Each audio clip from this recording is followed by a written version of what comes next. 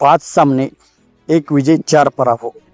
Mumbai इंडियन्सला top 4 मध्ये जाण्यासाठी काय करावे लागेल आणि किती सामने जिंकावे लागतील, त्यांचे सामने किती शिल्लक आहेत, किती सामने त्यांना जिंकावे लागतील, मुंबई इंडियन्सचे संपूर्ण टॉप 4चे समीकरण आपण या व्हिडिओमध्ये जाणून घेणार आहोत. तर मित्रांनो, मी आहे सोमनाथ सरगर, आपण पाहतात क्रिकेट. तर मित्रांनो, काल पंजाब किंग्सने मुंबई इंडियन्सचा पराभव केला आणि मुंबई इंडियन्सचा या IPL मध्ये सलग 4था पराभव ठरलेला आहे.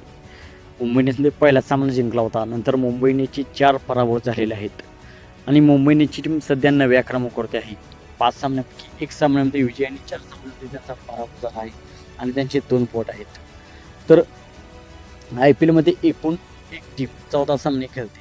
14 पैकी टॉप 4 मध्ये जाण्यासाठी टीमांना किमान 8 सामने जिंकावे लागतील. 16 पॉईंट झाले की टीम प्लेऑफसाठी पात्र ठरते. परंतु मुंबई इंडियन्सचे आता सामने शिल्लक आहेत 9 आणि त्यांचा फक्त 1 सामना जिंकला आहे आणि त्याचे 2 पॉईंट आहेत. तर त्यांना 16 पॉईंट करण्यासाठी अजून 7 सामने जिंकावे लागतील. तर 9 सामन्यांपैकी 7 सामने मुंबई इंडियन्सला टॉप 4 मध्ये जाण्यासाठी जिंकावे लागतील.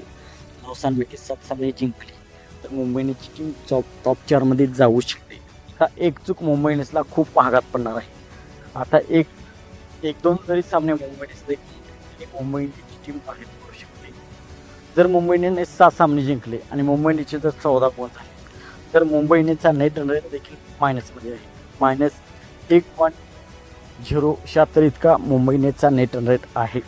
तर मुंबई इंडियन्सला आता एकच गोष्ट करायची आहे, ती म्हणजे त्यांच्या राहिलेल्या 9 सामन्यापैकी 7 सामने त्यांना प्लेऑफसाठी जिंकायचे आहेत टॉप 4 मध्ये जाण्यासाठी.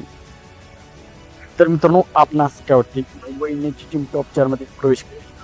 त्यांच्या राहिलेल्या 9 सामन्यापैकी 7 सामने जिंकेल का? आपणास काय वाटते आपण कमेंट सेक्शनमध्ये सांगा.